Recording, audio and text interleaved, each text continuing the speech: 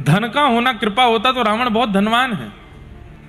श्रेष्ठ कुल में जन्म लेना यदि कृपा होता तो रावण की आप अगर परंपरा देखें वो किस कुल में जन्मा है तो वो कोई सामान्य कुल नहीं है। पुलस्त ऋषि के खानदान में जन्मा है, विप्र कुल में जन्मा है। आप बहुत सुंदर होना यदि कृपा समझते हैं तो पूतना बहुत सुंदर बन के आई थी, ठाकुर जी ने देखा तक नहीं उसकी ओर।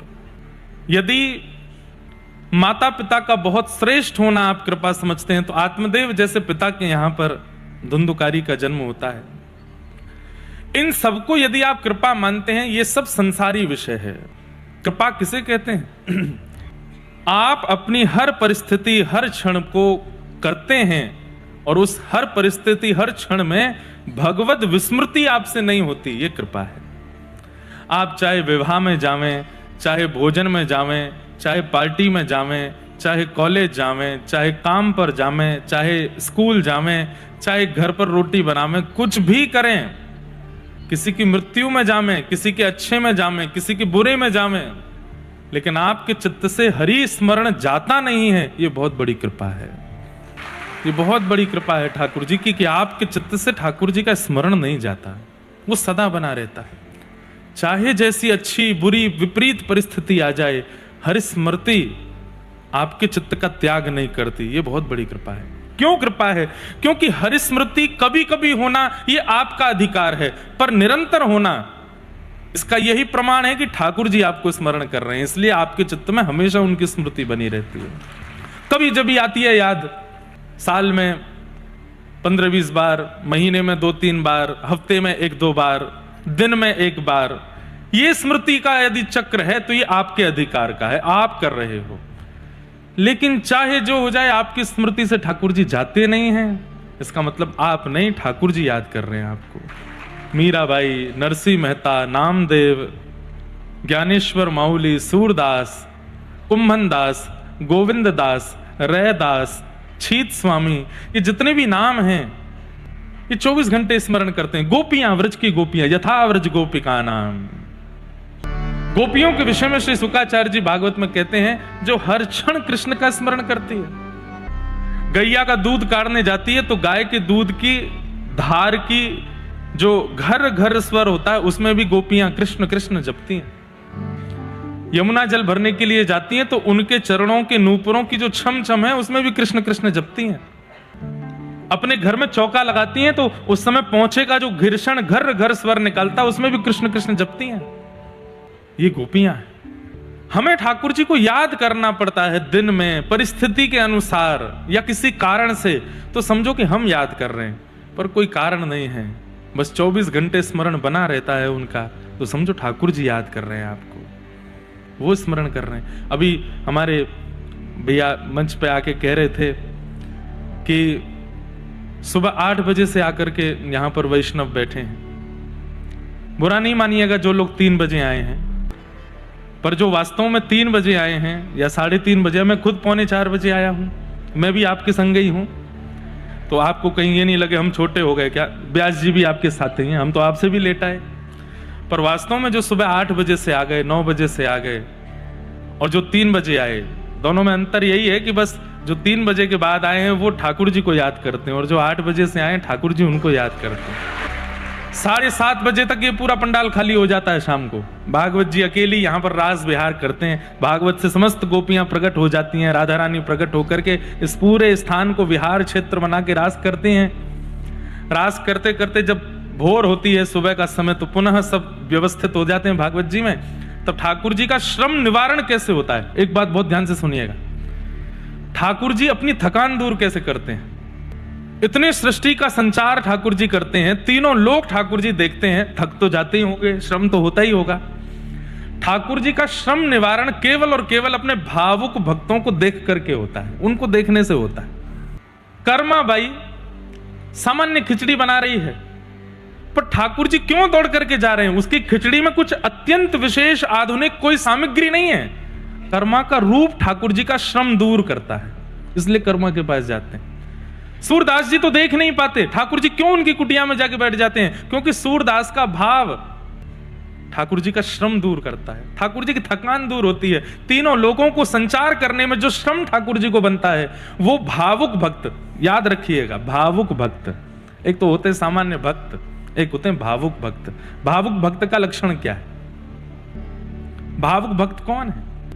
वाग गदगदा द्रवते यस्य चित्तम, जिसकी वाणी कृष्ण चर्चा करते करते गदगद हो जाती हो और अवरुद्ध हो जाए, बोल ना पावे। वाग गदगदा द्रवते यस्य चित्तम, हृदय द्रवित हो जाता है। रुदत्य भिक्षणम, सामान्य सी बातें सुनकर के नेत्रों से अश्रुपात होने लग जाए। हसती क्वचिच्च, ठाकुर जी की लीला सुनकर के जोर जोर से हंसने लगे। और जैसे ही कीर्तन प्रारंभ हो, विलज्ज उद्गायत नृत्य तेज, लज्जा रहित होकर के नृत्य करने लग जाए। एक तो लोग इसलिए भी नाचते हैं कि कैमरा हमारे ऊपर आएगा, हमारे घर वाले देख रहे होंगे कि तुम कथा में गए हो, दिखे तो नहीं अभी तक। तो कई लोग इसलिए नाचते हैं, कई लोग इसलिए नाचते हैं कि वो जबरदस्ती कर रहे हैं, उठ उठ उठ, तुझे नाचना ही पड़ेगा, दो स्टेप कर ले। और कई लोग इसलिए नाचते हैं क्योंकि वो स्वयं को रोक नहीं पाए, उनका बस नेत्र बंद हो जाते हैं, अश्रु गिरने लगते हैं और पैर थिरकते हैं। वो भावुक भक्त। विलज्ज उद्गायत नृत्य तेज, तब ठाकुर जी कहते हैं मद भक्ति युक्तो, ये मेरा भावुक भक्त है। और उस भावुक भक्त को देखने में ठाकुर जी का श्रम दूर होता है। हमारी भागवत जी तो वैसे ही बहुत ज्यादा श्रमित रहती हैं, इतनी जगह कथाएं एक के बाद एक, इधर उधर इतनी भागदौड़।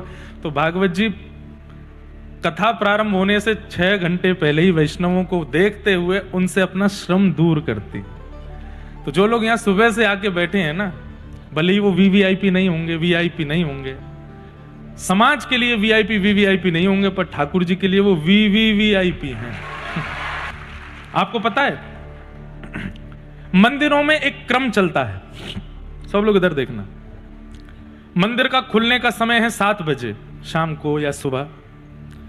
7 बजे वो सबके लिए खुलते हैं, पर जो गोस्वामी परिवार के लोग होते हैं, जब पुजारी होते हैं, जो ठाकुर जी के अंग सेवी होते हैं, मंदिर खुलने से पहले उनको दर्शन हो जाता है ठाकुर जी का, वो भीतर चले जाते हैं। दुनिया के लिए 7 बजे खुलता है, उन लोगों के लिए 5 बजे ही खुल जाता है। 5 से 7 बजे तक कोई नहीं देखेगा, वो देखेगा जो ठाकुर जी के अधिकारी हैं। तो कथा तो शुरू 3:30 बजे होनी है, पर आप 8 बजे से आ गए हो, इसका मतलब आप ही अधिकारी हो ठाकुर जी के, इसलिए जल्दी बुला लेते हैं। पर ये उत्साह मुंबई में भी देखने को मिला, बड़ोदरा में भी आप सब लोगों के चित्त में देखने को मिला। हम क्षमा प्रार्थी हैं उन लोगों से जो बेचारे पीछे खड़े हैं। आप लोग दुखी नहीं होना, आप लोग प्रसन्न चित्त रहिएगा। जहां खड़े हैं खड़े खड़े ही कथा सुन लीजिए। हो सकता है इसमें भी कोई प्रारब्ध ही नष्ट हो रहा होगा कि बैठने को नहीं मिला, खड़े खड़े ही सुन रहे हैं। और एक बात मैं हर कथा में कहता हूं, ठाकुर जी प्रारब्ध निवृत्त करते हैं। प्रारब्ध को निवृत्त करने के 2 ही तरीके हैं। प्रारब्ध मतलब, अभी आज मुझ पे बहुत अच्छा प्रश्न भी आया, मैं अभी बताऊंगा। प्रारब्ध को निवृत्त करने के 2 ही तरीके हैं, या तो उसको भोग लो या फिर ठाकुर जी का भजन कर लो। ठाकुर जी उसको, जो पहाड़ होता है उसको कंकड़ बना देते हैं। जैसे किसी को लग जाती है तो हम कहते हैं अरे भाई कोई बहुत बड़ी विपत्ति थी, छोटे में टल गई। वो टलती कैसे है? कीर्तन के प्रभाव से, कथा के प्रभाव से, नाम जप के प्रभाव से। तो जो लोग बैठ गए हैं अच्छा है, कृपा है उनके ऊपर। जो खड़े हैं तो ठाकुर जी कह रहे हैं थोड़ा श्रम कर लो, इससे कोई प्रारब्ध नष्ट ही हो जाएगा। श्रमित होने से प्रारब्ध नष्ट होता है। बुरा नहीं मानिएगा, जो लोग मंदिर में प्रतीक्षा किए बिना सीधे दर्शन में पहुंच जाते हैं अपनी जैक लगा करके, हम भी उनमें ही आते हैं। लेकिन एक बात हम आपको बहुत स्पष्ट कहें, हम अगर पुजारी जी को या मंदिर कमेटी को बिना बताए मंदिर में दर्शन करने चले गए लाइन में लग के, तो फिर दर्शनार्थियों को ही दिक्कत हो जानी है। इसलिए बता के ही जाना पड़ता है कि भाई हमको दर्शन करा के भेजो, ताकि और किसी को असुविधा ना हो।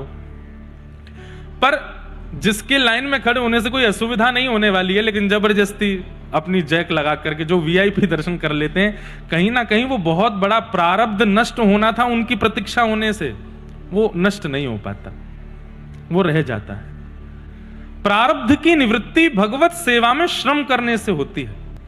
इसलिए ठाकुर जी की सेवा में अगर श्रम हो जाए तो कर लेना चाहिए। गुरुजनों को प्रणाम करने के लिए कमर नहीं झुका पाते लोग, क्यों? श्रम नहीं हो पा रहा। आपको सिर रख करके दंडवत करना चाहिए, श्रम होगा तभी वहां प्रारब्ध नष्ट होगा। इसलिए भगवत सेवा, भगवत भाव, गुरु कृपा, गुरु भावों में श्रम निवृत्ति आवश्यक है।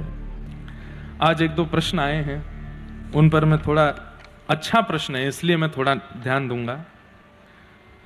एक व्यक्ति ने बहुत सुंदर प्रश्न किया है, यदि प्रत्येक जन्म में पूर्व जन्म की स्मृति लुप्त हो जाती है, ध्यान से सुनिएगा, यदि प्रत्येक जन्म में पूर्व जन्म की स्मृति लुप्त हो जाती है तो आत्मा कर्म फल को कैसे भोगती है? बिना स्मृति के कर्म का बोध और सीख कैसे संभव है? समझ में आया प्रश्न? हम हर जन्म में अपने पूर्व जन्म का जो भी कुछ हुआ वो सब भूल जाते हैं, तो फिर पूर्व जन्म का इस जन्म में क्यों भोगते हैं? आत्मा को याद तो है नहीं पूर्व जन्म में क्या किया हमने।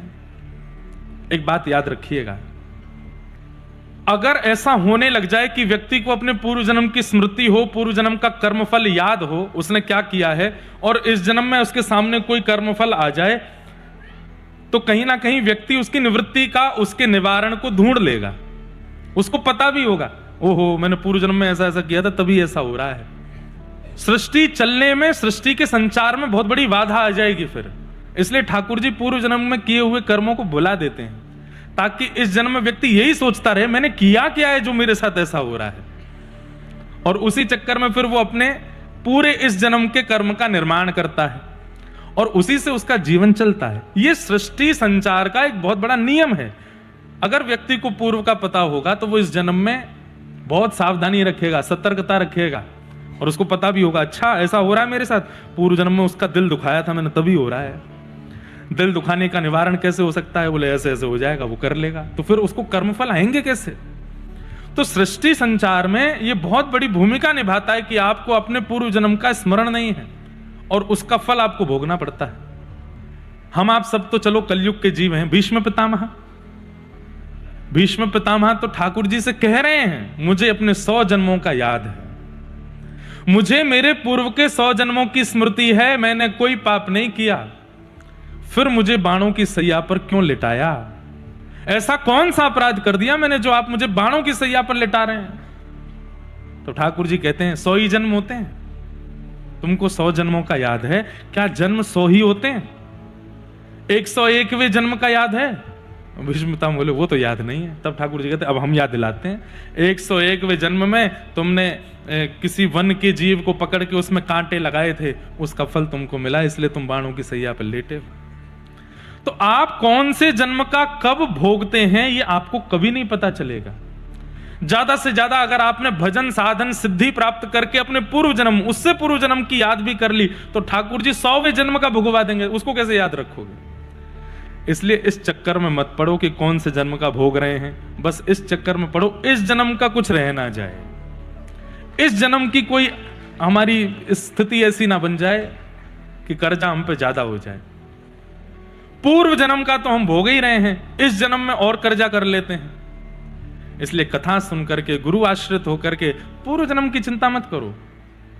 इस जन्म में मैं कुछ ऐसा ना करूं जिसको भोगने के लिए मुझे फिर आना पड़े। पुनर्जन्म होता ही इसलिए है क्योंकि पूर्व जन्म के कर्मों का फल आपने भोगा नहीं है, इसलिए अगली बार फिर जाना पड़ेगा भोगने के लिए। इसलिए इतना नाम जप करो, इतना भजन करो, इतने कथा सुनो। सबसे बड़ी बात है अपना जीवन व्यवस्थित रखो। आज मैं पूज्य श्री डोंगरे जी महाराज का एक भाव पढ़ रहा था, बहुत सुंदर बात उसमें लिखी थी, मैं लिख के भी लाया। कितनी सुंदर बात, लिखने योग्य बात है। करनी में सावधान रहो, जो तुम कर रहे हो उसमें सावधान रहो, और मिलने में प्रसन्न रहो। जो मिले फिर उसको प्रसन्नता से स्वीकार करो। अपनी क्रियाओं को करने में सावधान रहो कि ऐसा कुछ मैं ना कर दूं कि जिससे मुझे दुख हो, और फिर जो मिल रहा है चाहे वो पूर्व का है, पूर्व से पूर्व का है, उसमें प्रसन्न रहो। आपका जीवन सबसे सुखद है। कहने को 4 शब्द हैं पर जीवन का एक बहुत बड़ा सूत्र है। करनी में सावधान, मिलने में प्रसन्न रहो। तो पूर्व जन्म का हमको याद नहीं रहता, ये बहुत बड़ी कृपा है भगवान की। अरे हमें इसी जन्म का याद नहीं रहता। बताओ 1 हफ्ता पहले आपने क्या खाया था? कई लोग चटोरे होंगे, उनको याद भी होगा, कईयों को तो याद ही नहीं रहता कि हमने क्या खाया था। इस भगवान ने एक बहुत बड़ी कृपा दी है हमको, क्या? भूलने की बीमारी। जिन लोगों को भूलने की बीमारी नहीं है वो बादाम खाना बंद करो, क्योंकि ये बहुत अच्छा है कि हम भूलते हैं तभी हम जी रहे हैं। जो व्यक्ति भूलते नहीं है, कई लोग ऐसे होते हैं संसार में, उनको याद रहती है उसने कब मुझसे क्या कहा था, और ऐसे लोग फिर आगे बढ़ ही नहीं पाते, वो उसी चीज में रहते हैं। अच्छा इसको देख लूंगा, इसने मेरे साथ ऐसा किया था, इसने ऐसा किया था, मेरे साथ ऐसा हुआ था, कभी ना कभी इसके साथ तो होगा।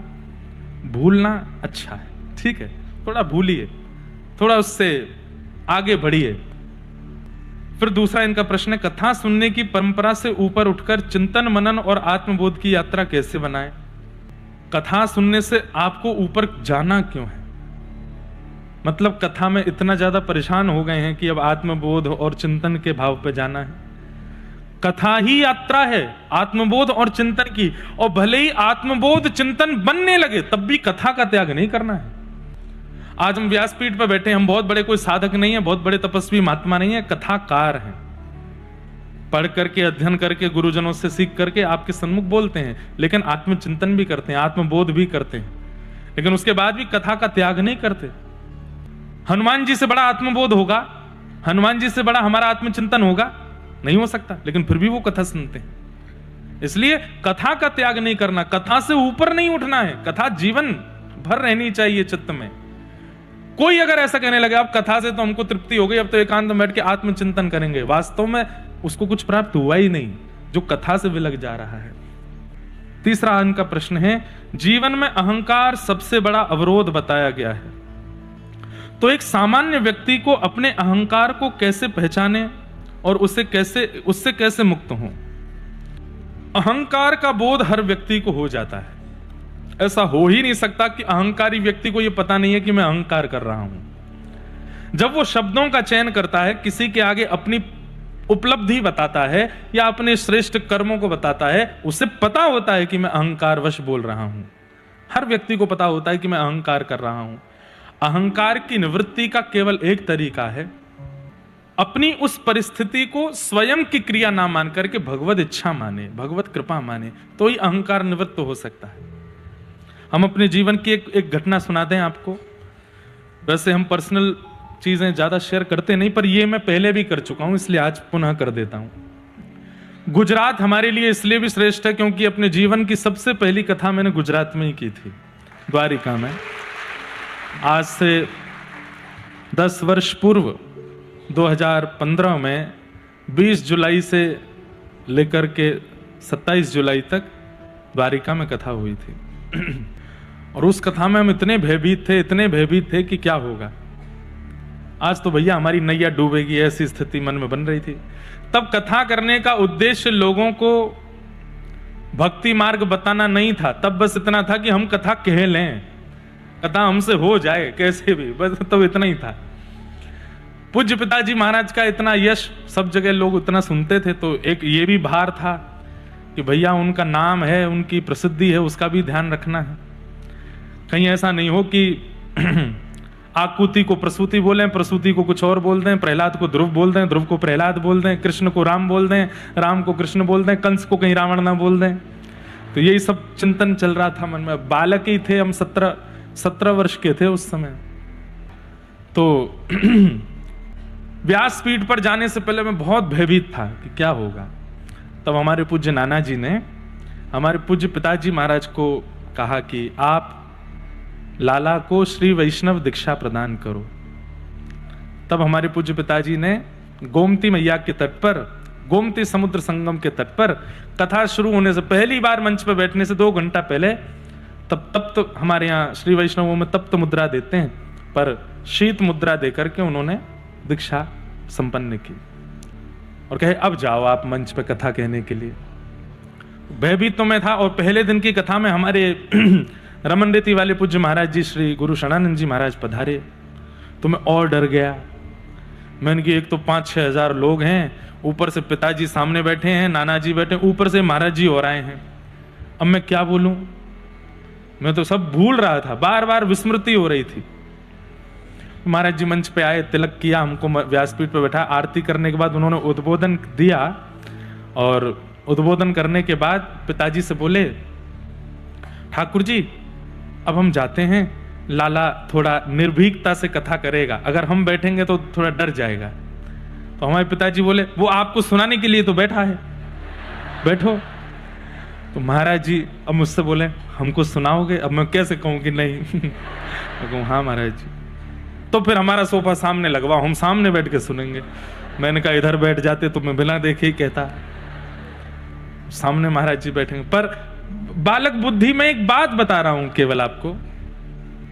महाराज जी सामने बैठे और मैं पूज्य पिताजी के गुरुदेव का स्मरण कर रहा था, अपने दादा गुरुदेव का, पिताजी के शिक्षा गुरुदेव श्री अनंत विभूषित श्री रामानुज प्रपन्नाचार्य गुरु जी। भैया ऐसी परिस्थिति में ठाकुर जी को याद नहीं, गुरु को याद करो। ठाकुर जी तो ऐसी परिस्थिति में खेलते और हैं, अच्छा घबरा रहा है और इसकी घबराहट बढ़ा दो, उनको तो आनंद आता है, इसलिए गुरुदेव को स्मरण करो। तो हमने हमारे पिताजी के गुरुदेव, शिक्षा गुरुदेव, जिनकी कृपा से आज सब कुछ है, ऐसे अनंत श्री विभूषित श्रीमद् भागवत के सचल विग्रह श्री रामानुज प्रपन्नाचार्य गुरु जी, उनका चित्र मेरी हर कथा में सन्मुख रहता है। मैंने उनका अनुभव नहीं किया, 6 महीने की आयु थी मेरी, तब भगवत धाम प्रस्थान कर गए थे। उनका मैंने स्मरण किया, मैंने हे दादा गुरुदेव भगवान आप कृपा करो, मुझे और कुछ नहीं चाहिए, बस भागवत जी की मर्यादा और जो मैं कहूं उसमें कुछ गड़बड़ ना हो, सीधी सीधी। हमने तो ये तक सोच लिया ये मेरी पहली और आखिरी कथा है, बस ये हो जाए। ये दादा गुरुदेव का चित्र दिखा रहे हैं टीवी पे, ये हनुमान जी के बगल में विराजते हैं। मैंने तो ये भी विचार कर लिया कि हे गुरुदेव भगवान ये कथा कैसे भी करवा दो, इसके बाद में कुछ और ही कर लूंगा मैं, कथा तो मुझसे होगी नहीं। इतने लोग बैठते हैं, डर लगता है, चित्त में घबराहट होती है। और गुरु कृपा से ये तो नहीं कहेंगे बहुत अच्छे से बोले, लेकिन हाँ संभल करके कथा हो गई। और मैं आंख बंद करके बोलता चला गया। थोड़ी देर बोलने के बाद जब आंख खोली तो सामने बैठे हमारे पूज्य रमन रीति वाले महाराज जी भावुक चित्त में बैठे थे और ऐसे नीचे से इशारा कर रहे थे, वाह कितना सुंदर आनंद। लेकिन अब समझने वाली बात, चित्त में अभिमान आ गया। व्यासपीठ पे बैठा था तब तक तो नहीं, पर जैसे ही नीचे उतरा तो जब लोग बाग सब बड़े प्रसन्न हो रहे थे, बधाइयां दे रहे थे, पहली बार कथा, इतनी सुंदर कथा करी इंद्रेश जी ने, ये वो, तो एक सूक्ष्म अभिमान आया, अपने आप के ऊपर ऐसा भाव आया अब तो हम जीत गए जंग, और देखो मैंने क्या सुंदर करके दिखाया। मन में ये तक भाव आ गया कि पूज्य पिताजी महाराज ने भी अपनी पहली कथा में इतना अच्छा नहीं बोला होगा जितना मैंने बोला। अभिमान आया। लेकिन श्रेष्ठ जन चेहरा पढ़ लेते हैं, तो मैं तो बस फूले नहीं समाऊं। हमारे जो मित्र आदि थे और जो घर के सदस्य सब गले लगावे, मैं सबके गले लगूं, जबकि होना ये चाहिए सबके पैर छीने थे। भाई पहली बार कथा की है, तो किसी के पैर वैर नहीं, सबको गले लगाऊं। देखा कथा कितनी बढ़िया करी, कितना अच्छा बोला। मैं अपनी आप बीती बता रहा हूं, कहीं आपको ये ना लगे कि बाहर की बात कह रहे। मैं स्वयं का बताता हूं कि मुझ में एक सूक्ष्म अभिमान आया। लेकिन जब कक्ष में गया तो हमारे नाना जी बैठे थे और मैं जाके बोलूं, मैं नाना जी कैसी रही कथा, देखा कितना अच्छा मैंने बोला, उस श्लोक का कितना अच्छा भाव बताया, कितना अच्छा। तो हमारे नाना जी एक शब्द बोले, लाला तो मैं ते अभी व्यास की बास आ रही है और तू नहीं, तेरा अभिमान बोल रहा है। क्या लगता है सुबह का अपना रूप देखा था, रोया रोया घूम रहा था इधर उधर की मैं कैसे कहूंगा कैसे कहूंगा कैसे, और अब तुम फूले नहीं समा रहे हो। वास्तव में ये तू नहीं बोल रहा है। मैंने कहा कौन बोल रहे हैं फिर? बोले जब तुमने गोमती सागर तट पर दीक्षा ग्रहण की पूज्य पिताजी से, तब तुम्हारे गुरुदेव ने दीक्षा प्रदान करके तुम्हें आशीष दे करके, कितनी कथाएं हो गई पिताजी की, उस समय 1200 कथाएं हुई थी, अभी 1600 के आसपास हो गई, तो उस समय 1200 कथाएं पिताजी की हुई थी। तो हमारे नाना जी बोले उन्होंने दीक्षा देते ही अपनी 600 कथाओं का बल तुझे दे दिया, और मुझसे बोल करके गए, लाला 600 कथाओं तक तो तू सोचना ही नहीं कि तू बोल रहा है, तेरे गुरु की कृपा बोलेगी। जब 601वीं कथा करने के लिए मंच पर बैठे तब विचार करना कि तू बोल रहा है। और उस दिन मुझे याद रखना, चूर कर दिया अभिमान, मेरे नेत्रों में आंसू थे, मैंने नाना जी के चरण पकड़े, मुझे क्षमा करो।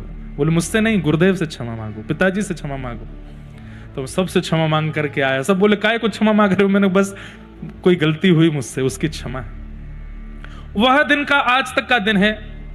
मैंने फिर नाना जी से कहा, नाना जी 600 कथा गिननी है क्या?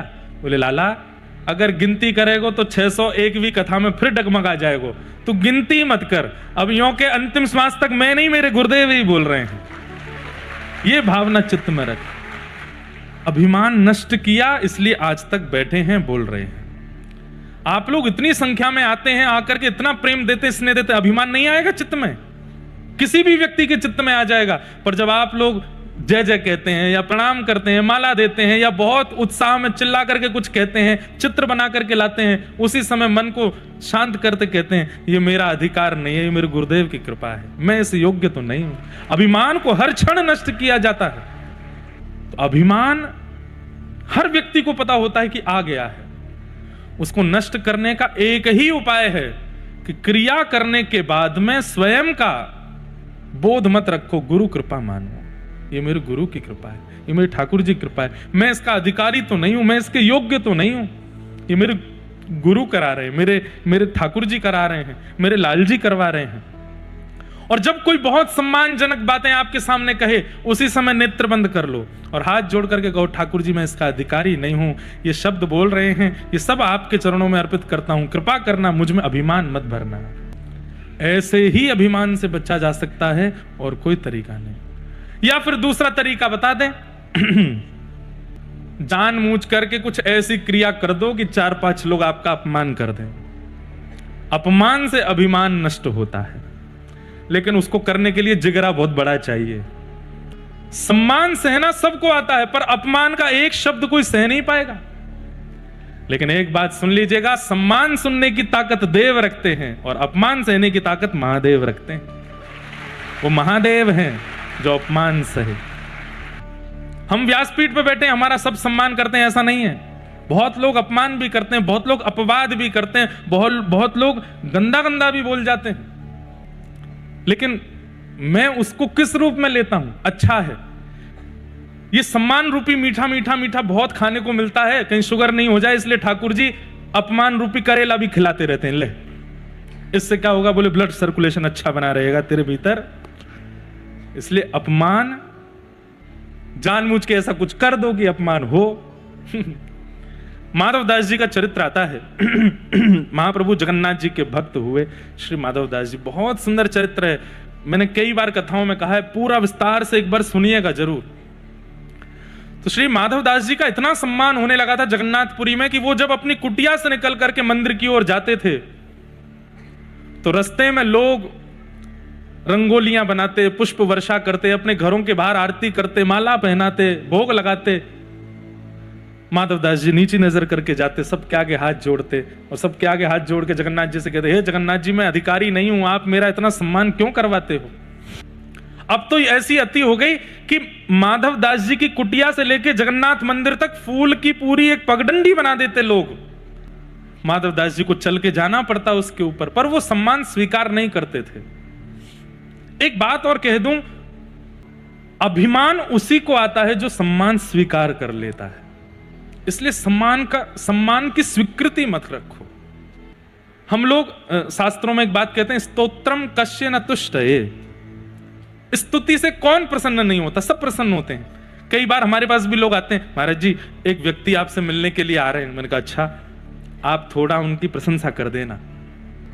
मैंने क्यों? वो महाराज जी थोड़ा प्रशंसा कर देंगे तो गौ सेवा में थोड़ा सहायता कर देंगे, थोड़ी उस सेवा में लग जाएंगे, कथा में थोड़ा सहयोग कर देंगे, और बड़े अच्छे व्यक्ति हैं, बहुत बढ़िया हैं, पर थोड़े सम्मान के आदी हैं, थोड़ा आप 2-4 शब्द अच्छे बोल देना। बोल तो देता हूं, पर मैं मन में बहुत चिंता करता हूं उस व्यक्ति की। क्यों? मैंने कहा अभी अभिमान में चूर हो जाएगा।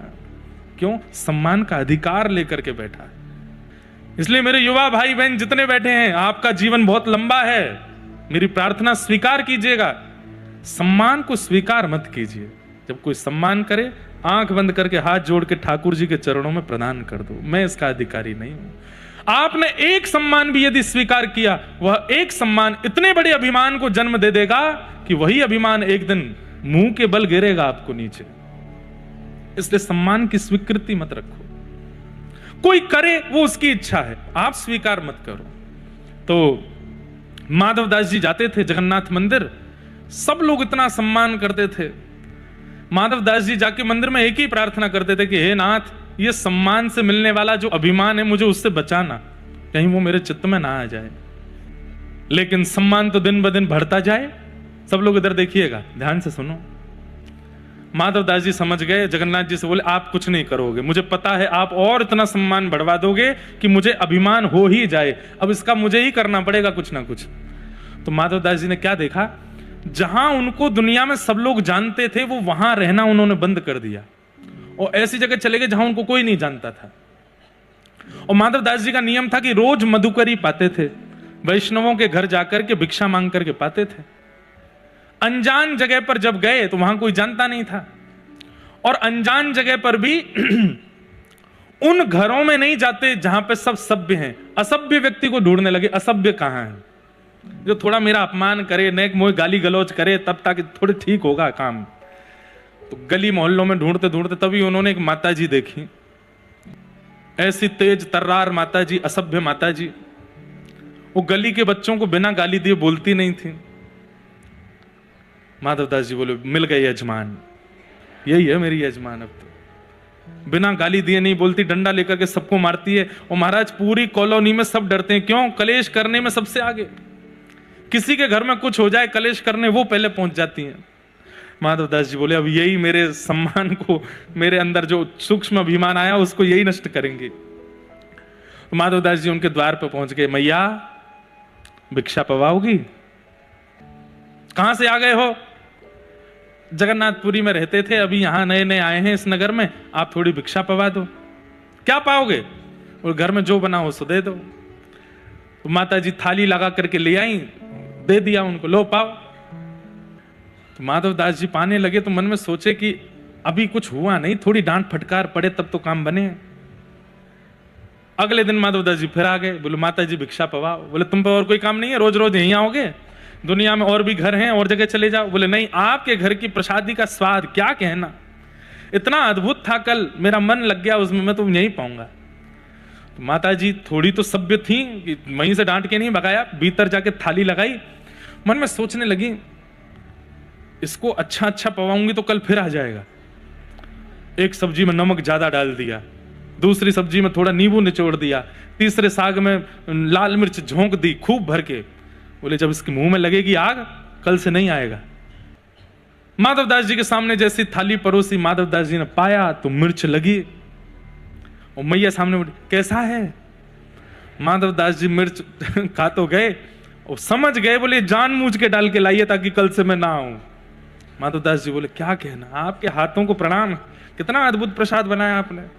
ये सब्जी, मिर्च वाली सब्जी, ये तो सबसे बढ़िया साग है। माता जी बोली अच्छा, इसको तो कुछ हुआ ही नहीं, कल को आएगा तो बताऊंगी। अगले दिन माधवदास जी फिर पहुंच गए, मैया भिक्षा पवाओ। मैया को आया गुस्सा, बोले रुक जा भिक्षा देती हूं तुझे, तेरे पे और कोई काम नहीं, घूम फिर के यहीं आता है। पोंछा लगा रही थी तो जिस पोंछा को लगा रही थी वही पोंछा मरोड़ करके लड्डू बना करके वही दिया, ले भिक्षा।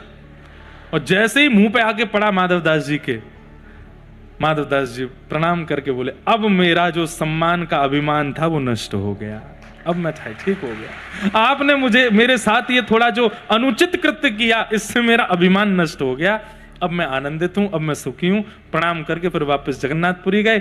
उनका नियम था कि भिक्षा में मिलने वाली हर वस्तु को जगन्नाथ जी को अर्पित करते थे, फिर पाते थे। अब आज पोंछा मिला, पोंछा को कैसे अर्पित करें? तो गए, जाकर के पोंछा के जितने रेशे थे सबको अलग करके सुंदर दिया बनाया, दिया बना करके घी अर्पित करके महाप्रभु जगन्नाथ जी की आरती कर दी। बोले नाथ आज यही भिक्षा प्राप्त हुई है। तो अभिमान को नष्ट करने के दो ही तरीके हैं। एक तरीका तो हर अभिमान प्रदान करने वाली वस्तु को गुरु गोविंद को समर्पित करो, अपने ऊपर उसका क्रेडिट मत रखो। या फिर दूसरा, अभिमान फिर भी आ जाए तो ऐसा कुछ जानबूझ के करो कि दो चार लोग अपमान करें, तो ही अभिमान नष्ट हो सकता है। और तीसरा तरीका, हर दिन ठाकुर जी की लीला कथा सुनते रहो, श्रवण करते रहो। गुरु वचनामृतों में इतनी सामर्थ्य है कि आपके चित्त के अभिमान को वो बढ़ने नहीं देंगे, प्रकट होने नहीं देंगे। मैं कथा करता हूं पर मेरा स्वयं का नियम है, मैं रात्रि में सोने से पहले महापुरुषों की कथा सुनता हूं, और बोल दूं तो कोई अतिशयोक्ति नहीं, कभी कभी अपनी कथा भी स्वयं सुनता हूं, नित्य सुनता हूं। श्रोता बना रहता हूं, इसलिए वक्ता होने का अभिमान नहीं आता चित्त में। तो अभिमान से दूर होने का यही तरीका है। तो जिन्होंने ये प्रश्न किए उनको बारंबार प्रणाम है। और भी प्रश्न आए पर फिर इन प्रश्नों में ही पूरा सब समय निकल जाएगा। एक भैया का एक सुंदर भाव है कि मैं बाबा सोमनाथ की पवित्र नगरी सोमनाथ से मैं एक भक्त विशेष रूप से आपकी अमृतमयी भक्ति पथ कथा श्रवण करने हेतु एक दिन के लिए बड़ौदा आया हूं। आपकी वाणी से बहती आदि आदि सब बात, जिससे मैं आपके समक्ष एक प्रश्न के रूप में रख रहा हूं। यदि किसी के जीवन में एक ऐसे मित्र का आगमन हो जिन्हें देखकर के मन में साक्षात प्रभु का स्मरण हो आए, जो मेरे लिए स्वयं प्रभु स्वरूप हों और जिनके जीवन में आने मात्र से मेरा संपूर्ण जीवन सांसारिक मोह से हटकर भक्ति में होने लगे, तो ऐसे पवित्र और निस्वार्थ रिश्ते को मैं क्या नाम दूं? इन भैया ने कहा है कि इनके जीवन में एक ऐसे मित्र आए हैं जिनको देखकर के इनको भक्ति मार्ग अच्छा लगने लगा है। बोलना तो नहीं चाहिए पर मैं बोल देता हूं। इन्होंने ब्रैकेट में लिखा है कि वो मित्र जो हैं वो स्त्री मित्र हैं। लाला जिन्होंने भी ये दिया है, भगवान करे आप दुखी ना हो, पर अब व्यासपीठ से समाधान मांगा है तो ऐसा मित्र गुरु ही है, उनको गुरु रूप ही मानो।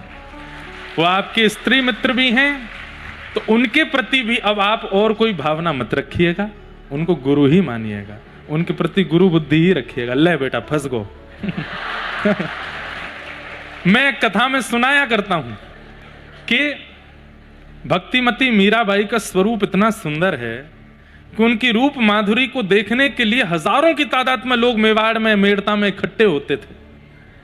तो बाकी के लोग, घर के परिवार के लोगों को लगता था कि ये मीराबाई की सुंदरता देखने आए हैं या मीरा के रूप का नूर, उसके रूप का तेज देखने आए हैं। नहीं, भोजराज ने जाकर के जब उन लोगों से पूछा कि आप मीरा में क्या देखते हैं, उसकी सुंदरता, उसके नेत्र, उसके बाल, उसके रूप का सौंदर्य क्या देखते हैं, तो वे संत बोले नहीं, हम सुंदरता नहीं देखते, हम तीर्थ यात्रा करने के बाद भी जिस भक्ति भाव का अनुभव नहीं कर पाते वो मीराबाई को देखने मात्र से हो जाती है। हम उनमें गुरु देखने के लिए आते हैं। गुरु किसे कहते हैं? जिसकी उपस्थिति, जिसकी वाणी, जिसके विचार और अंत में कह दूं जिसका रूप आपके चित्त में कृष्ण को और प्रिय बना देता हो, वही गुरु है। ये आपकी गुरु ही है। तो इनको गुरु रूप ही मानो और फिर कालांतर में भी इनका दर्शन गुरु भाव से ही करो। अब भाई जिसको देख के भक्ति बढ़ रही है तो उसमें गुरु देखो, गुरु भाव रखो, ऐसी भावना है। सबको हम प्रणाम करते हैं। आज प्रथम स्कंद की कथा में प्रवेश करते हैं। भागवत जी का पहला श्लोक, सबसे प्रथम श्लोक कह करके आगे के प्रसंगों में चलते हैं। बोलो वृंदावन बिहारी लाल की। श्रीमद् भागवत जी का पहला श्लोक। जो जन्म मृत्यु के इस चक्र से इतर हैं ऐसे परमात्मा, और जन्म मृत्यु जिनसे होती है ऐसे परमात्मा, उन्हें हम बारंबार प्रणाम करते हैं। चार थे स्वविज्ञ स्वराट, जो अविज्ञ हैं, अनविज्ञ नहीं है, सब जानते हैं, जिन्हें सबके बारे में पता है, कौन अर्थ के कारण आया है, कौन स्वार्थ के कारण आया है, कौन निस्वार्थी है, वो सब जानते हैं, उनके चित्त को सब पता है। हम लोग ऐसे हैं, हमें नहीं पता होता कि कौन कैसा है, कौन के विचार कैसे, कौन की भावना कैसी, पर ठाकुर जी सब जानते हैं। ठाकुर जी कभी धोखे में नहीं रहे कि कोई रूप बदल करके आया और ठाकुर जी को छल करके चला गया। नहीं, हमारे साथ ऐसा होता है। लेकिन एक बात मैं आपको कह दूं, जब व्यक्ति भक्ति मार्ग चुनता है तो धीरे धीरे ये लक्षण उस भक्त में भी आने लगता है कि उसके सामने भी जो व्यक्ति आता है वो तुरंत पहचान जाता है कि नकली है कि असली है। कई बार ऐसा होता है कि पूरी दुनिया जिसको नकली मानती है वो किसी भक्त के सामने आ जाता है तो भक्त उसको देख करके भी पहचान जाता है कि नहीं नहीं नहीं, ये सब लोग भ्रांति में हैं, वास्तविकता में इसकी असलियत कुछ और है। ऐसा होता है। तो कथा सुनने से, नाम जप करने से, गुरु कृपा का अवलोकन करने से कई बार आपका निर्माण ऐसा होता है कि सही गलत की पहचान आपको भी होने लग जाती है, और इसी को विवेक कहते हैं। आपको उसका बोध हो जाता है। और या फिर ऐसा कहो कि अगर कोई छल युक्त व्यक्ति भक्ति युक्त व्यक्ति के पास आ भी जाता है और भक्ति युक्त व्यक्ति उसको न भी पहचान पाए, तो ठाकुर जी उस छल युक्त व्यक्ति को ही भक्ति युक्त बना देते हैं ताकि वो भक्ति युक्त व्यक्ति के साथ कुछ छल कर ना पावे। भक्ति का बंधुओं बहुत सुंदर प्रभाव जीवन में होता है। मान लीजिए आपने अपने जीवन में किसी को स्वीकार किया और वो व्यक्ति स्वीकार करने लायक था नहीं, लेकिन आपने कर लिया, आप वो भक्त, तो ठाकुर जी फिर पूरी योजना बनाते हैं कि उस व्यक्ति को भी भक्त ही बना देंगे, उस व्यक्ति के चित्त को भी शुद्ध ही कर देंगे, ताकि वो आपके योग्य हो जाए, अनुकूल हो जाए। सतयुग त्रेता द्वापर में ठाकुर जी का सुदर्शन चक्र चलता था, वहां पर ठाकुर जी उद्धार करते थे, लेकिन कलयुग में ठाकुर जी स्वीकार करते हैं, उद्धार नहीं करते, स्वीकार करते हैं। दोष देख करके भी स्वीकार कर लेते हैं ठाकुर जी, और उनका स्वीकारीकरण ही उनकी कृपा है। कितनों को स्वीकार किया, आज मैं हूं, आप हैं, हम सब हैं, हम सबको स्वीकार ही तो कर रहे हैं वो, और उनके स्वीकार का पात्र हम बन जाएं, ये कथा हमें सिखाती है कि हम उस पात्र बन जाएं कि ठाकुर जी हमें स्वीकार करें। तो चार्थे स्वविज्ञ स्वराट तेने ब्रह्म हृदय आदि कवये मुह्यन्ति यत्सूरयः। बड़े बड़े देवताओं को भी जो अपनी लीला पर मोहित कर लेते हैं, पृथ्वी अग्नि जल वायु आकाश पंच तत्व जिनके अधीन रहता है, ऐसे परम सत्य भगवान को और उनके पावन नाम को हम प्रणाम करते हैं। ठाकुर जी के पावन नाम को हम वंदन करते हैं। परम सत्य है भगवान का नाम। बंधुओं, नरसिंह मेहता जी अपने पूर्व जन्म में मुचकुंद नाम के एक भक्त थे। मुचकुंद जी ने देवताओं की सहायता की, और सहायता करने के बाद अनेक वर्षों तक बिना सोए युद्ध करते रहे। जब देवताओं का युद्ध जीत गए तो मुचकुंद जी से देवताओं ने कहा कुछ वरदान मांगो। तो मुचकुंद जी ने कहा एक ही वरदान दे दो, मैं सोया नहीं हूं इतने दिनों से, मुझे निद्रा प्राप्त हो जाए। निद्रा प्राप्त हुई। देवताओं ने कहा निद्रा तुम्हें प्राप्त होगी, लेकिन अगर कोई तुम्हारी निद्रा को खोलेगा तो जो भी सामने आएगा वो जल करके नष्ट हो जाएगा। तब कथा आती है कि एक काल यवन नाम का एक राक्षस मथुरा पर चढ़ाई करने के लिए आया, तो ठाकुर जी काल यवन से लड़े नहीं, उसको पीछे पीछे लेकर के गए। वो ठाकुर जी का पीछा करने लगा, और मुचकुंद गुफा में जाकर के भगवान ने अपनी काली कमली मुचकुंद जी को उड़ा दी, और भगवान जाके छुप गए। जैसे ही काल यवन ने जाकर के अपने पाद का प्रहार किया, तुरंत मुचकुंद जी के नेत्र खुले, नेत्रों से दिव्य अग्नि प्रज्वलित हुई और काल यवन जल करके नष्ट हो गया, और तब उसे भगवत दर्शन हुआ। तो सोचिए कितनी बड़ी बात है यहां पर, बहुत ध्यान से सुनिएगा। काल यवन के मरते ही, अग्नि शांत होते ही वो क्या देखता है कि उसके पीछे एक नील कांति दिख रही है और ठाकुर जी का मधुर स्वरूप दिख रहा है। धीरे धीरे ठाकुर जी गुफा से बाहर आए तो मधुर स्वरूप ठाकुर जी का, कृष्ण ठाकुर जी सामने खड़े हैं। देख करके मुचकुंद के नेत्र सजल हो गए, नेत्रों से अश्रु प्रवाह होने लगा। दंडवत प्रणाम किया। ठाकुर जी ने वरदहस्त फेरा, हम तुमसे बहुत प्रसन्न हैं। तब मुचकुंद जी, अब एक बात सुनिएगा, ये मुचकुंद जी ही नरसिंह मेहता बनकर के आए। मुचकुंद जी कहने लगे, नाथ मैंने ऐसा क्या किया कि मुझे आपके दर्शन हो गए? मैंने कुछ भी तो नहीं किया। देवताओं की सहायता की तो उसके बदले मैंने मांग तो लिया था कि मुझे निद्रा चाहिए, तो निद्रा से वो देवताओं को की गई सहायता उसकी पूर्णति हो गई। मैंने ऐसा क्या किया जिससे आपके मुझे दर्शन हो गए? ठाकुर जी बोले, तुम्हारी इच्छा नहीं, मैं अपनी इच्छा से तुम्हारे पास आया हूं। तुम्हारी इच्छा नहीं थी, तुमने कुछ किया नहीं है, तुम्हारा कोई प्रारब्ध नहीं, मेरी इच्छा थी, मुझे तुमसे मिलना है और काल यवन का वध तुमसे करवाना है, इसलिए बस मैं आया हूं। तो मुचकुंद जी बोलने लगे, नाथ ये बात मेरे अंदर मुझे सहन नहीं हो रही है। मैं और आप होते तो हम तो खुश हो जाते, बढ़िया है, कुछ मेहनत भी नहीं करनी पड़ी, सब है हो गया, भजन भी नहीं करने पड़े, ठाकुर जी का दर्शन भी हो गया। पर मुचकुंद जी कहने लगे, नहीं नाथ, आपका दर्शन मुझको हो गया, बिना कुछ किए हो गया, इस बात के भार पर मैं जी नहीं पाऊंगा। ठाकुर जी बोले, जीना किसको, तुम जाओ वैकुंठ में रहो। बोले, मैं वैकुंठ में भी नहीं रह पाऊंगा, मुझे सदा एक ग्लानि रहेगी कि मैंने भजन नहीं किया, मैंने आपका चिंतन नहीं किया और आपका दर्शन कर लिया। ठाकुर जी बोले, कैसे विचित्र व्यक्ति हो भाई, हम तुम्हारे सामने खड़े हैं, बिना प्रयास के तुम्हारे पास आ गए, फिर भी तुम रो रहे हो। बोले, इसीलिए तो रो रहा हूं कि मैंने प्रयास नहीं किया। नाथ मैं आपसे प्रार्थना करता हूं, एक भाव तो यहां पर ऐसा है कि ठाकुर जी ने आज्ञा की कि तुमको एक जन्म लेना है, और एक भाव है कि मुचकुंद जी प्रार्थना करते हैं कि मुझे एक जन्म और अवसर दीजिए जहां मैं केवल आपका भजन करूं और भजन करके इस जन्म में जो मुझे दर्शन हुआ उसकी पूर्णता कर सकूं। साल भर की एकादशी करने के बाद भी इच्छा रखते हैं कि ठाकुर जी मिल क्यों नहीं रहे। जरा से प्रयास करने पर भी हमको यह लगता है कि ठाकुर जी आ जाओ, आकाश फाड़ करके प्रकट हो जाओ। अरे 4 घंटा बिना हिले कथा सुन लेते हैं तो भी अपने मन में यह भाव आने लगता है कि इसका पुण्य तो बन गया होगा कुछ। और मुचकुंद जी, उनको बिना प्रयास के ठाकुर जी मिल गए तो वो रोने लगे कि नाथ मैंने प्रयास नहीं किया, अब आप कृपा करो। बोले क्या? मुझे एक अवसर और दीजिए जिसमें मैं केवल आपको भजूं, आपको गाऊं, आपको ध्याऊं, और इस जन्म में जो मुझे दर्शन हुआ और उस जन्म में भी जो मुझे दर्शन होगा, उन सब की पूर्णता केवल आपको ध्या करके, गा करके, भज करके मैं कर सकूं।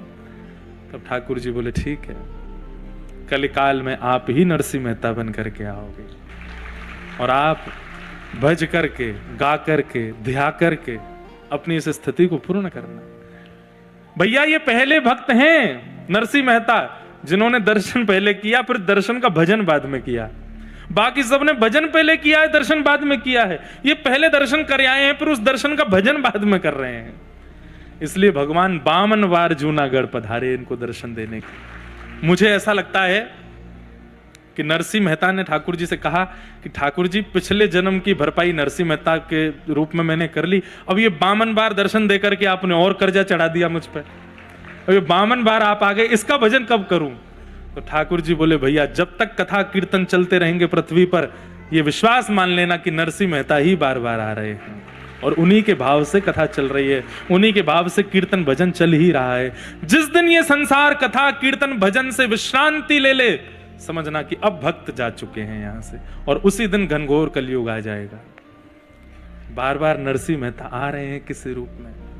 मैं एक बात कथा में कहा करता हूं कि आपका प्रस्तुतिकरण ठाकुर जी को रिझाता है। ठाकुर जी के समीप आने पर आप क्या बोलते हैं, क्या विचार करते हैं, क्या कहते हैं, क्या संवाद करते हैं, उससे ठाकुर जी रीझते हैं। ठाकुर जी का प्रकट होना विशेष बात है, पर प्रकट होने के बाद आपका और ठाकुर जी का क्या संवाद हुआ या उस समय क्या विचार हुए, वो बहुत विशेष है। कथा में यही सिखाया जाता है कि ठाकुर जी मिल जाएं पहली बात, और ठाकुर जी मिल जाएं उसके बाद क्या। कभी विचार किया कि मुझे ठाकुर जी मिल जाएंगे तो हम क्या करेंगे? कभी नहीं विचार, क्योंकि हमें विश्वास ही नहीं है कि ठाकुर जी मिलेंगे। मिलेंगे तो हम क्या करेंगे, इसका विचार किया करो। मिलेंगे तो हम क्या बोलेंगे, इसका विचार कर कुछ भी नहीं पाओगे। जो विचार किया होगा एक काम भी नहीं हो पाएगा ठाकुर जी के आने के बाद, लेकिन विचार फिर भी करो। जैसे एक प्रेमी के जीवन में आने के बाद व्यक्ति योजना बनाता है, जब हम मिलेंगे तो ये खाएंगे, जब मेरे बुआ का बेटा आ जाएगा तो वहां घूमने जाएंगे, हम मेरा मित्र आ जाएगा तो मैं उसको लेके वहां घुमाने लेके जाऊंगा, या ये वाली पिक्चर देखेंगे, ऐसा बात करेंगे, ये खाएंगे। प्रेमी से मिलने से पहले योजना बनाई जाती है। हमने योजना ही नहीं बनाई कभी। हमने आज तक ठाकुर जी के मिलन की योजना नहीं बनाई। हम विचार करते हैं कि हम द्वारिका जाएंगे, बद्रीनाथ जाएंगे, जगन्नाथपुरी जाएंगे, सब योजना हमारी बनती है, पर ठाकुर जी प्रत्यक्ष मिल जाएंगे उसके बाद की योजना हमने नहीं बनाई। मैं निवेदन करूं उन भावयुक्त भक्तों से जो नित्य ठाकुर जी का ध्यान करते हैं, एक बार अब योजना बनाओ। ठाकुर जी मिलेंगे, कहां मिलेंगे? यहां मिलेंगे, इधर हम बैठेंगे, फिर मैं ठाकुर जी से ये पूछूंगा, फिर ठाकुर जी को ये बताऊंगा, फिर मैं ये बना के खिलाऊंगा, ठाकुर जी को ऐसे बताऊंगा। होगा कुछ भी नहीं, पर योजना बनाओ। वो योजना ही भगवत प्राप्ति तक लेकर के जाएगी, वो योजना ही भजन बन जाएगी, वो योजना ही भगवत प्राप्ति का एक साधन बन जाएगी। योजना बनाइए। प्रेमी का स्वभाव है कि वो योजनाएं बनाता है। विषय, अधिकारी, संबंध और प्रयोजन, ये 4 बातें इस श्लोक में बताई गई। सबसे पहला, भागवत का विषय क्या है? तो कहते हैं धर्म प्रयोजत कई तवोत्र परमो। धर्म और परम धर्म, ये 2 बातें हैं। हम शरीर की भावना रख करके जो कर्म करते हैं उन्हें धर्म कहते हैं, और जहां आत्मचिंतन करके क्रिया करते हैं वो परम धर्म कहलाता है। आप तिलक लगाते हो, धर्म है। आप स्नान करते हो, धर्म है। आप वस्त्र पहनते हो, धर्म है। धन कमाते हो, धर्म है। दुकान बनाते हो, घर बनाते हो, बच्चों का विवाह करते हो, अपने कुल खानदान की मर्यादा का ध्यान रखते हो, ये सब धर्म है।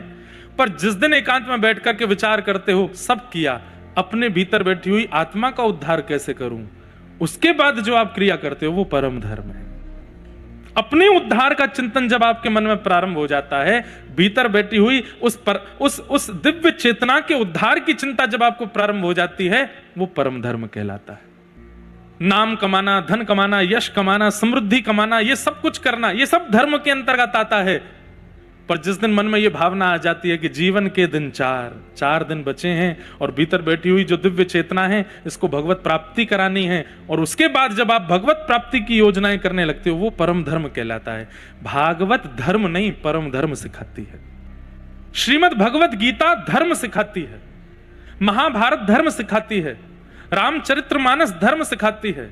पर श्रीमद् भागवत, मैं कोई कंपैरिजन नहीं कर रहा हूं, केवल इन सबकी अपनी अपनी योग्यताएं हैं। श्रीमद् भागवत परम धर्म सिखाती है, धर्म नहीं। शरीर को क्या करना चाहिए, एक व्यक्ति को जीवन में क्या करना चाहिए, यह सब सीखने के लिए भगवत गीता की सन्निधि में जाइए। यह सब सीखने के लिए मानस जी की सन्निधि ग्रहण कर लीजिए। यह सब सीखने के लिए वाल्मीकि रामायण जी सुन लीजिए। लेकिन इस शरीर के भीतर बैठी हुई उस दिव्य चेतना का उद्धार कैसे हो, यह सीखने के लिए भागवत की कथा में आइए, क्योंकि भागवत परम धर्म सिखाती है।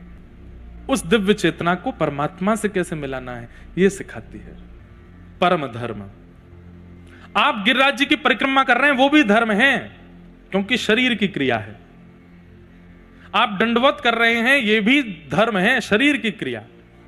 पर आप कथा सुन रहे हैं, यहां शरीर की कोई क्रिया नहीं हो रही है, इसलिए ये परम धर्म है, क्योंकि आत्मा की क्रिया हो रही है। कई लोगों को मैं देखता हूं 3:30 बजे से लेकर 7 बजे तक वो ऐसे ही बैठे रहते हैं, पलक भी कब झपकते हैं पता नहीं चलता।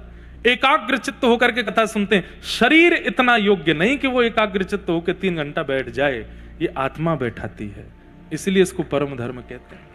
शरीर नहीं बैठ सकता। शरीर तो बहुत विचित्र है हमारा, कभी यूं, कभी ऐसे, कभी यूं, फिर सोचते कोई पानी दे जाओ, थोड़ी चाय पिला जाओ, कभी इधर खो जाएंगे, कभी ऐसे करेंगे, कभी ऐसे बैठ जाएंगे, कभी लोगों की मुद्राएं देखो, अष्टांग योग करते हैं कथा में बैठे बैठे, लेकिन पैर अपनी थकान भूल गए, जीव अपनी प्यास भूल गई, कमर पीछे टेक लगाना भूल जाए, माथा अपना पसीना भूल जाए, आसपास कौन बैठा है सब सुध-बुध चली जाए, ये धर्म में नहीं, ये परम धर्म में होता है। जब आत्मा एकाग्र हो जाती है और जब आत्मा को दिख जाता है कि इस पथ से मुझे परमात्मा की प्राप्ति होगी, तभी इतना एकाग्र हो पाता है वो व्यक्ति। उसका उद्देश्य बन जाए कि मुझे श्याम सुंदर चाहिए, तब उसे बाकी की विचलनता, शारीरिक विचलनता उसे परेशान नहीं करती, वो फिर उसी भाव में आ जाता है। अन्य पीड़ाएं उसका उद्देश्य नहीं होती, भगवत प्राप्ति उसका उद्देश्य। तो श्रीमद् भागवत का विषय क्या है? परम धर्म की प्राप्ति। और परम धर्म किसे कहते हैं? जहां पर आप आत्म कल्याण की भावना सोचते हैं, उस आत्मा को परमात्मा से मिलाने की योजनाएं बनाने लगते हैं। अभी हमारा धर्म इतना ही है कि हम वृंदावन चले जाएं बहुत है, गिरिराज जी परिक्रमा कर आए बहुत है, कथा सुन ली बहुत है, गुरु दीक्षा ले ली बहुत है। भगवत प्राप्ति होनी होगी तो हो जाएगी, नहीं होनी होगी तो नहीं होगी। ये भी एक धर्म के अंतर्गत की बात है। पर परम धर्म धार्मिक व्यक्ति तो जिद पे अड़ जाता है कि मुझे ठाकुर जी मिलने चाहिए, ये अंतिम जन्म है मेरा, इसमें ही प्राप्त करना है मुझे दूसरे जन्म की प्रतीक्षा नहीं है। वो परम धर्म है। और उस परम धर्म की ओर आपको अग्रसित करने वाली यदि कोई कथा है तो वो भागवत की कथा, ये भागवत का विषय है। अब दूसरी बात, बहुत ध्यान से सुनिएगा। ये सब बंधुओं देखो, हम बहुत सरल सहज कथा के भाव रखते हैं, पर कभी कभी थोड़ी कठिन भाव भी बोलने चाहिए। घर में माताजी रोज पनीर ही बनाती रहेंगी तो बच्चे बिगड़ जाएंगे। कभी कभी तोरई भी बननी चाहिए, करेला भी बनना चाहिए, कभी कभी घर में घिया भी बनना चाहिए, दाल भी बननी चाहिए। क्यों? ताकि उससे उनकी जीव ज्यादा विचलित ना हो। इसलिए कथा में रसयुक्त भक्त चर्चा मेरे को आ भी रहे हैं, पर मैं जानबूझ के ही सुनाता हूं कि नहीं, थोड़ा कसेला सुनाना है, थोड़ा ज्यादा क्लिष्ट सुनाना है, ताकि उससे कई विकार नष्ट होते हैं। भागवत जी का दूसरा भाव, अधिकारी कौन है? उस दिव्य आत्मा को जो हमारे अंदर बैठी है, परमात्मा से मिलाना है। हमने सोच तो लिया, पर हम इसके अधिकारी कैसे बने कि हमारी आत्मा उन तक पहुंचे? तो एक दोष का निवारण करना पड़ेगा, निर्मत्सराणाम सताम। मैं हर बार एक बात कथा में कहता हूं, बहुत ध्यान से सुनिएगा। आपके अंदर लोभ है तो भी भगवान मिल जाएंगे, आपके अंदर क्रोध है तो भी भगवान मिल जाएंगे, आपके अंदर मोह है तो भी भगवान आपको प्राप्त हो जाएंगे। इन सब दोषों से युक्त भी भगवत प्राप्ति संभव है। लेकिन एक दोष यदि आपके अंदर है तो ठाकुर जी नहीं मिलेंगे, और वो दोष है ईर्ष्या। ईर्ष्या का दोष। रावण लोभी है, कामी है, क्रोधी है, सब कुछ है, लेकिन राम जी के दर्शन उसको हो रहे हैं। वो राम जी से ईर्ष्या इसलिए नहीं करता। अरे रावण, बुरा नहीं मानिएगा, जब अयोध्या और लंका दोनों पृथ्वी पर अपने रूप में विराजमान थी तो कहीं ना कहीं लंका ज्यादा सुंदर थी। और इसका प्रसंग आता है जब हनुमान जी गए लंका, तो लंका में प्रवेश करते ही आंखें खुली रह गई हनुमान जी की ओर, बोले इतनी सुंदर नगरी, इतनी सुंदर नगरी, ऐसे सुंदर इमारतें, ऐसी हनुमान जी मोहित हो गए। लेकिन अंत तो गत्वा जब वापस लौटने लगे तो मन में विचार करने लगे, सुंदर तो बहुत है पर राम युक्त नहीं है, इसलिए इसको खाक होना पड़ेगा। जला दिया पूरी लंका को। बोले मैं मोहित हो गया इस लंका पर, इसकी सुंदरता पर, कोई और मोहित ना हो जाए, क्योंकि ये राम युक्त नहीं है, इसलिए जला दो पूरी को। जला दिया। और बाद में जब सब लोग आए, हनुमान जी सेतु पार करके सारे बानर आए, तो लंका की बड़ी प्रशंसा सुन ही रहे थे, बड़ी ऐसी ऐसी है। और जब सारे बानरों ने लंका में प्रवेश किया, राम राम राम, इससे बढ़िया तो हमारे वो जंगल है, इससे बढ़िया तो हमारे यहाँ की गुफाएं हैं, ये कैसी सुंदर। हनुमान जी बोले यही अच्छा है, राम विहीन वस्तु पर कोई मोहित नहीं होना चाहिए, इसलिए जला करके गया था मैं। तो उस काल में लंका ज्यादा श्रेष्ठ है। उस काल में रावण को तीनों लोक में सब जानते हैं। उस काल में बल में भी कहीं ना कहीं रावण की ज्यादा बातचीत होती है। रावण को राम जी से किसी बात में ईर्ष्या हो, इसका कोई पोर्शन बचा नहीं था। ईर्ष्या नहीं करता वो राम जी से, द्वेष मानता है। किस भाव से? क्योंकि सीता जी राम जी की, इसलिए भगवान का दर्शन हो पाया उसको। और कोई भी दोष आपके चित्त में है, ठाकुर जी आपको दिख जाएंगे, लेकिन अगर ईर्ष्या का दोष आपके चित्त में है, ठाकुर जी आपको नहीं मिलेंगे। ऐसा कह लीजिए कि ईर्ष्यालु व्यक्ति ठाकुर जी को प्रिय नहीं है, इसलिए बाकी के दोषों को धीरे धीरे भजन नष्ट कर देगा। पर आपके अंदर अगर ईर्ष्या है तो उस पर आपको काम पहले करना चाहिए। और एक बात कहूं, बिना किसी संकोच के कहूं, इस पंडाल में बैठे हुए भी 90% लोगों के चित्त में ईर्ष्या है, क्योंकि संसार में सबसे ज्यादा लोग ईर्ष्या युक्त हैं। भागवत जी में 3 दुख के कारण बताए गए हैं, 4। पहला दुख का कारण समय। कई बार हमारा समय खराब आता है, समय दुख का कारण है। सत्यनारायण भगवान की कथा सुनी है? उसमें एक व्यापारी की कथा सुनी। उस व्यापारी ने कहा था कि मेरे एक संतान हो जाएगी तो मैं फिर सत्यनारायण भगवान की कथा कराऊंगा। उसको एक बेटी का जन्म हुआ, बेटी बड़ी हो गई, सत्यनारायण भगवान की कथा नहीं कराई, उसका ब्याह कर दिया। जमाई राजा विदेश में व्यापार करते थे तो वो भी उसके साथ व्यापार करने के लिए विदेश चले गए। तभी एक दिन क्या आया कि उस नगर के राजा के यहाँ चोरी हुई। चोर सारा सामान लेके भाग रहे थे, पीछे सैनिक लगे, तो चोरों ने सोचा कि हम पकड़े जाएंगे, डर के मारे सारा सामान उस दुकान में फेंक दिया जहां पे वो व्यापारी बैठा था। सैनिकों ने आकर के बिना जांच पड़ताल कार्रवाई किए उस व्यक्ति को ही गिरफ्तार कर लिया। उसने कुछ गलत किया नहीं, पर कई बार समय के कारण दुख आता है। और एक बात बोलूं, सबके जीवन में आता है। इसलिए आप बहुत आराम से सो के उठ रहे हो, रात में पराठे पा रहे हो, खूब प्रेम से जी रहे हो, कुछ नहीं हो रहा है, प्रतीक्षा कीजिए, एक दिन तो आएगा। समय सबके जीवन में आता है। तो सबसे पहले दुख का कारण क्या है? समय। क्या है? जोर से बोलो, समय। इसको कहेंगे काल का दुख। दूसरे दुख का कारण है कर्म। क्या है? जैसा करोगे वैसा भोगोगे। एक व्यक्ति ने गलत कर्म किया, जब उसको जेल हो गई, कटघरे में खड़ा किया। जज साहब ने कहा क्यों भाई, सारे सबूत तुम्हारे अधीन हैं, सब कुछ बता रहे हैं कि तुमने ये गलत काम किया। तो उस व्यक्ति ने कहा, जज साहब, होई सोई जो राम रची राखा। राम जी ने जो रचा है वही होगा, बस माध्यम मुझे बना लिया चोरी करने में, चकारी करने में, बाकी मैंने कुछ नहीं किया, सब राम जी करा रहे हैं। जज साहब बोले, बहुत अच्छा, तुमने बहुत बढ़िया बात कही, होई सोई जो राम रची राखा। पर ये नहीं पता, कर्म प्रधान विश्व रची राखा, जो जस करहि सो तस फल चाखा। जो जैसा करता है उसको वैसा भोगना पड़ता है। चलो जाओ, 10 साल के लिए जेल में जाओ। कर्म दुख का कारण।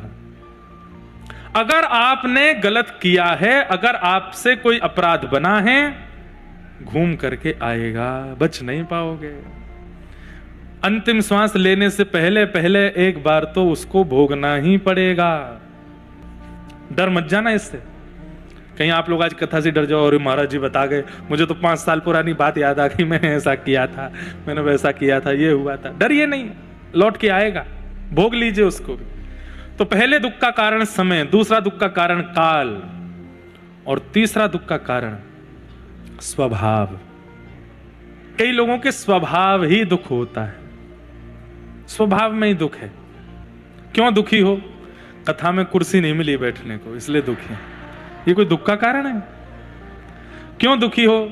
अरे 2 किलोमीटर दूर चाय वाले के पास चाय पीने के, चीनी नहीं डाली चाय में, आज आनंद सब नष्ट हो गया, बिना अदरक की चाय पिला दी, इसी बात से दुखी है। स्वभाव से दुखी, छोटी छोटी बातों में जबरदस्ती दुखी होते हैं। तो पहले दुख का कारण काल, दूसरे दुख का कारण कर्म, तीसरे दुख का कारण स्वभाव, और चौथा दुख का कारण दूसरे का सुख। वो सुखी क्यों है? वो प्रसन्न क्यों है? ये हंस क्यों रहा है? इसकी हंसी मुझसे बर्दाश्त नहीं हो रही है। ये 4 दुख के कारण है। पर इनमें सबसे ज्यादा दुखी कौन है पता है? जो दूसरे के सुख से दुखी है, वो कभी सुखी नहीं हो सकता। कर्म से दुखी व्यक्ति को ठाकुर जी मिल जाएंगे, काल से दुखी व्यक्ति को ठाकुर जी मिल जाएंगे, स्वभाव से दुखी व्यक्ति को भी ठाकुर जी का अनुग्रह हो जाएगा। लेकिन जो व्यक्ति दूसरे के सुख से दुखी है, उसको भगवत अनुभव नहीं हो सकता। उसको जीवन में कथा मिल जाएगी, सत्संग मिल जाएगा, गुरु मिल जाएंगे, लेकिन ठाकुर जी नहीं मिलेंगे। बुरा नहीं मानिएगा, आज की डेट में सबसे ज्यादा संख्या इन लोगों की है, इसलिए ठाकुर जी का दर्शन नहीं हो रहा है। इसलिए हमारी आपसे प्रार्थना है, ईर्ष्या चित्त से निकालो, ईर्ष्या मत करो। कोई आपसे आगे बढ़ गया है, कोई आपसे सुंदर हो गया है, कोई आपसे ज्यादा धनवान हो गया है, कोई आपसे भी श्रेष्ठ हो गया है, आप उसको देख करके प्रसन्न होना प्रारंभ कर दीजिए, ठाकुर जी आपको देख के प्रसन्न होना प्रारंभ कर देंगे। पर हम लोग अपने से ऊपर उठता, अपने से श्रेष्ठ को देख करके दुखी होते हैं, इसलिए ठाकुर जी को हमसे कष्ट होता है। ईर्ष्या सबसे बड़ा कष्ट का कारण है। मैं तो कहता हूं चुपचाप एक काम करना, आज किससे ईर्ष्या होती है उसको याद करो, अभी आंख बंद करके, उससे होती है। होती तो सबको है, देखो बुरा नहीं मानो। किसी को अपनी ननद से होती है, किसी को अपनी जेठानी से, किसी को अपनी सास से, किसी को अपने पति से, किसी को अपनी पत्नी से, किसी को अपने पड़ोसी से, मित्र से, किसी ना किसी से होती ही है। उसका चिंतन करो और कथा इसी भावना से सुनो।